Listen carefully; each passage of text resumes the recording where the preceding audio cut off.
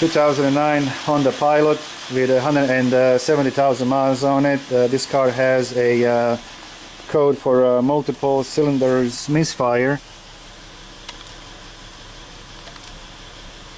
This Misfire feels like ignition, and I'll get you to a live data.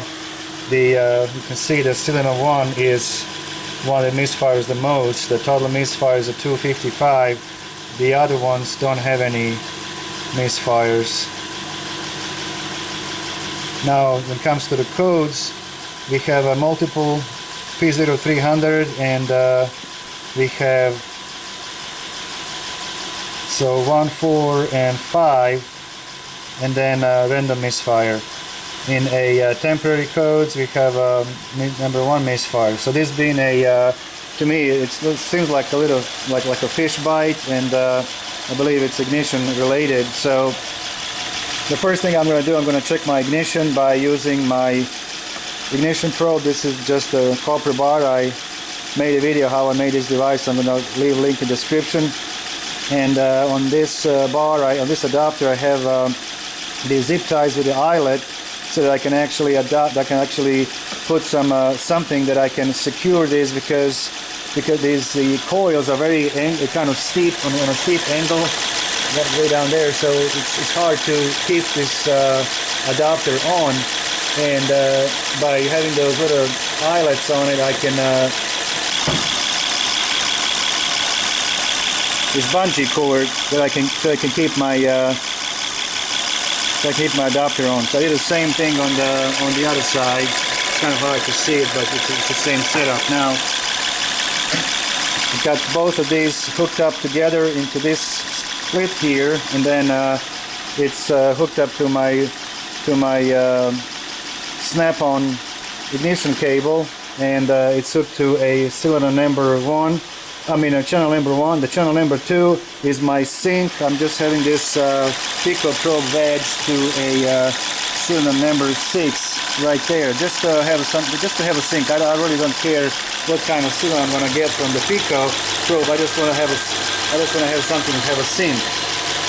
And sorry, I had a phone was ringing. So anyhow, so this way I'm able to see all of my ignition events from all 6 coils. And as I said, the channel 1 is going to be my multiple ignitions, and channel 2 is going to be my sync from cylinder number 6. And layout is 1, 2, and 3, 4, 5, and 6. And I have my sync on the cylinder number 6. Okay. All right, let's look at the waveform. Okay, as I said, channel 1 is going to be all of my ignition events. Channel 2 is my cylinder number 6. By looking at the firing order, so you go to 6, 1, 4, 2, 5, and 3. And right now we don't see much. Nothing's really wrong by looking at it. Now we have to zoom in. The first what I'm going to do, I'm going to measure a burn time. So this, my suspect is here, this number 1. Now when I'm looking at the power kV, they are like number 1, and then let's go number 2, no, number 5, and number, let's see, so number 6, this is number 1, and then number 4, now number 2, and number 3. The power kV, it's little low, but they are okay. You can see there. So that's not my concern much at all, because we have one that kind of misfires most of the time, which is one here. So I'm going to take the let's just take this one here, which will be, I'm gonna mess myself. So let's see, 6, 4, 2, 5, and then 3 here.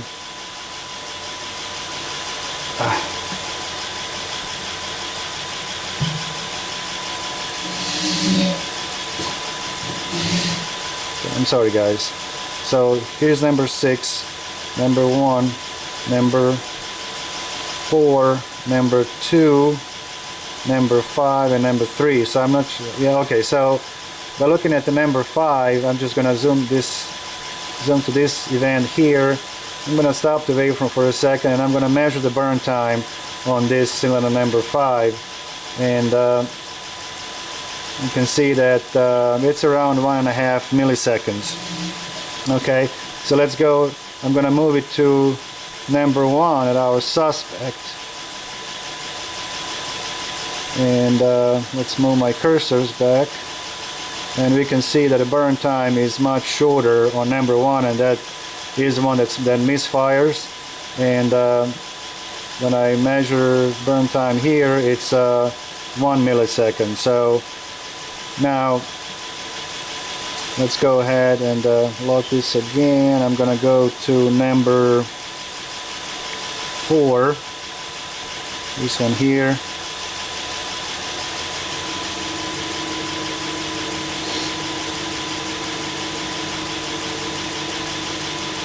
One 1.4, 1.47, it's a 1.5.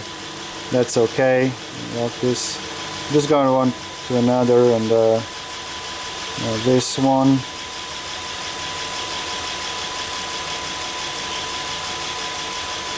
It's a little bit longer actually, but it's close enough.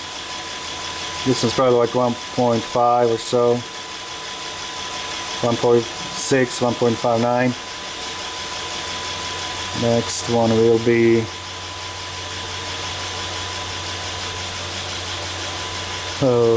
this will be number 5.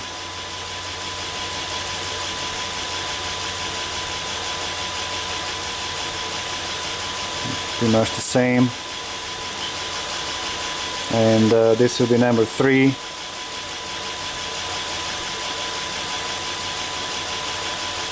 This one is a little shorter as well.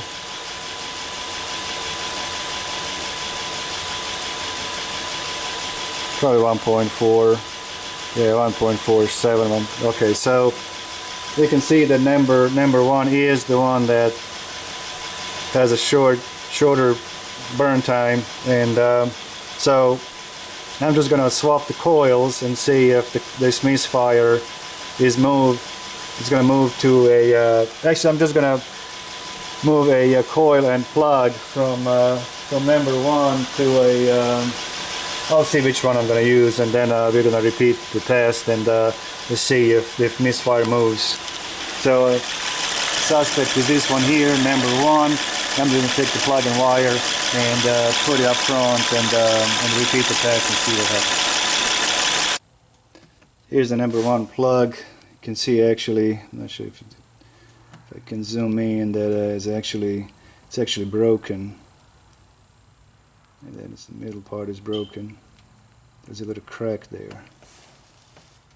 I'm not sure if the camera can pick it up. Anyhow, I mean, just the condition of the plug itself is it's pretty bad. So this car is going to get new plugs, and then we will redo our ignition test again. Plugs are replaced. They all need to be changed, but number 1 was the one who was really the electrode was completely burnt, and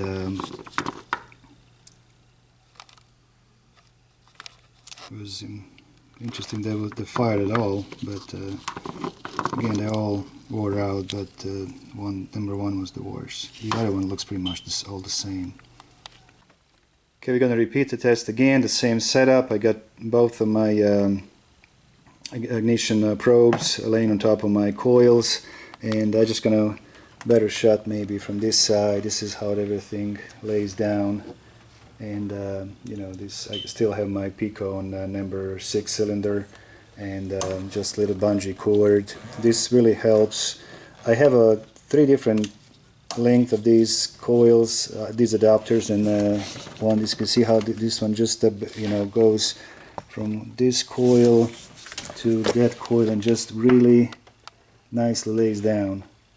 And I have these, you know, having the zip ties with little eyelets. I can put the bungee cord around, and it just lays nice, and it's pretty heavy, and it just really lays nice on top of my coils. All right, let's go ahead and again, it's the same setup. Channel 1 will be the all 6-cylinder, and channel 2 is going to be my sync. All right, engine is running, and right now I never actually mentioned what I do to set up my scope. Generally, when I do this, I set the scope at 200 millivolts to start with, the DC volts, and then I kind of go, like if I go 200 on this one, it's still okay, but you know, you just kind of play with your voltage scale to get a best signal, best waveform. And on the Pico, I had to actually go all the way down to 50 millivolts because I had my probe on the side of the coil, which did not give us a good signal. So if I go to like 200 millivolts, see how it's just a lot smaller. So you just have to kind of get some. For me, the baseline is 50 millivolts, and then I just go from there. Now on this one, now I went down to 2 milliseconds. We can see that all the cylinders are now firing on top of each other, and there are no more discrepancy there. The burn time looks pretty good on all of the cylinders. And now we can, by increasing the our time, now you can actually squeeze more data on your screen. You can see all 6 cylinders firing right now. And again, the firing order was 6, and then 1, and 4, 2, 5, and 3. And let's just go ahead and like compare these 2 cylinders now. So this will be number 1, that we have a bad spark plug on it, and the this one maybe number 4. And all right, I can just go ahead and get the cursors. I'm gonna cursors here. Let's just stop it actually. And it's around 1.2 milliseconds now, a little bit around 1.2 milliseconds. Let's go to cell number 1, and it's pretty much the same.